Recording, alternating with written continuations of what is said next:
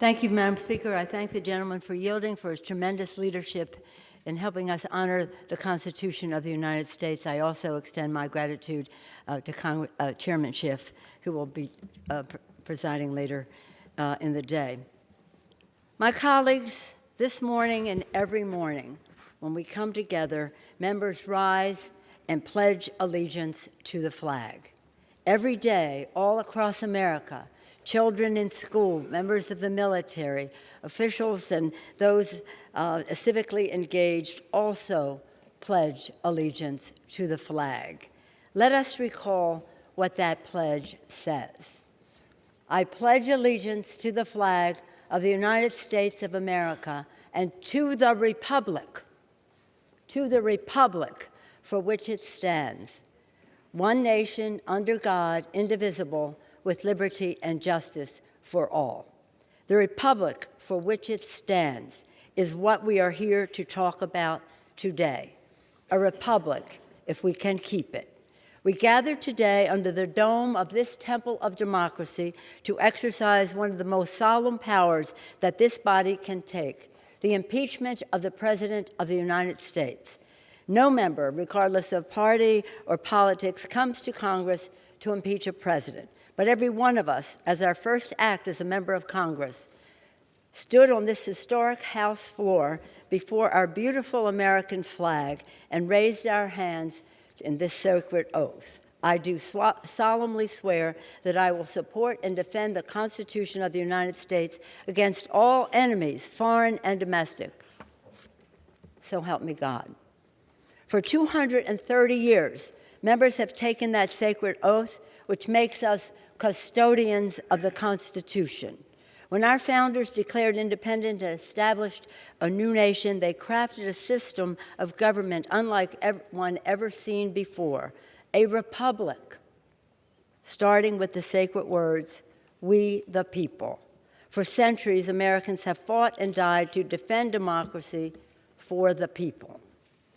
But very sadly now, our founders' vision of a republic is under threat from actions from the White House. That is why today, as Speaker of the House, I solemnly and sadly open the debate on the impeachment of the President of the United States. If we do not act now, we would be derelict in our duty. It is tragic that the President's reckless actions make impeachment necessary. He gave us no choice.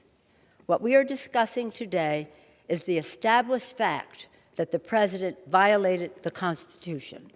It is a matter of fact that the President is an ongoing threat to our national security and the integrity of our elections, the basis of our democracy. Hundreds of historians, legal scholars, and former prosecutors, regardless of party, have stated that the President committed impeachable offenses. Since today is a national civics lesson, though a sad one, I submit these documents for the record and commend them for students to study. Without objection, so ordered. Thank you, Madam Speaker. What we are discussing today is the established fact that the President, again, violated the Constitution. It is a matter of fact that the President is, again, an ongoing threat to our national security. And the testimony of decorated war heroes, distinguished diplomats, and patriotic career public servants, some of the President's own appointees over the past weeks, have told us this. The President used the power of his public office to obtain an improper personal political benefit at the expense of America's national security. When a president weakens a Democratic ally that is advancing American security interests by fighting an American adversary, the President weakens America. This abuse of power also jeopardizes the integrity of our elections. All Americans agree that American voters should choose our president, not some foreign government. The founders understood that it is profoundly corrosive for our democracy for a president to invite interference in our elections. As George Washington, our nation's patriot, under whose gaze we stand today, warned, history and experience prove that foreign influence is one of the most baneful foes of Republican government. George Washington. Sadly, the the American people have witnessed further wrongs of the president, which necessitate the second article of impeachment, obstruction of Congress. When the president's wrongdoing was revealed, he launched an unprecedented, indiscriminate, and categorical campaign of defiance and obstruction. Never before in the history of our nation have we seen a president declare and act if he is above the law. The president goes even so far as to say and act on this absurdity when he says, Article 2 says I can do whatever I want. No, it doesn't. That recklessness is a profound violation of the Constitution and our republic, which endure because of our system of separation of power, 3 co-equal branches, each a check and balance on the other, a republic, again, if we can keep it. The founders' great fear of a rogue or corrupt president is the very reason why they enshrined impeachment in the Constitution. As one founder, William Davey of North Carolina, warned, unless the Constitution contained an impeachment provision, a president might spare no efforts or means whatever to get himself reelected.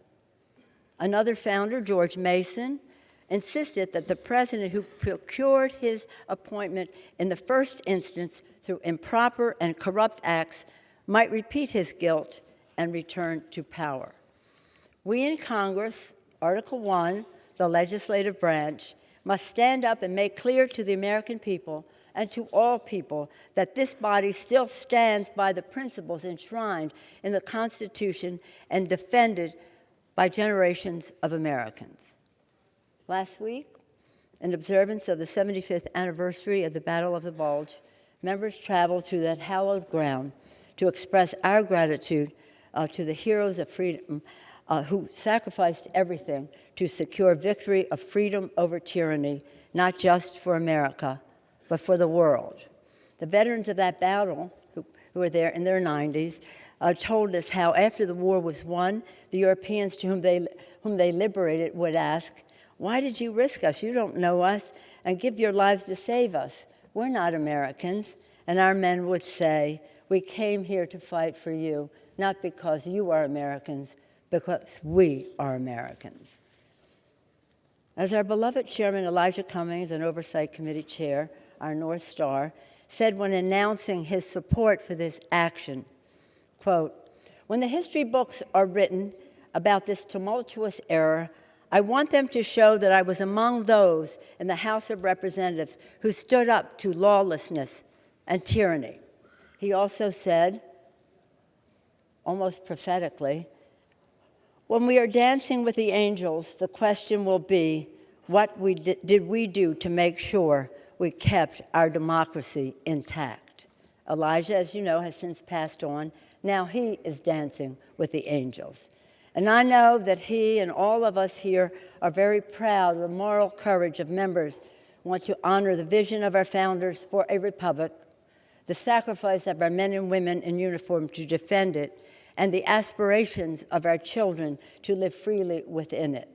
Today, we are here to defend democracy for the people. May God bless America. I yield back the balance of my time. Gentlelady, yes, back.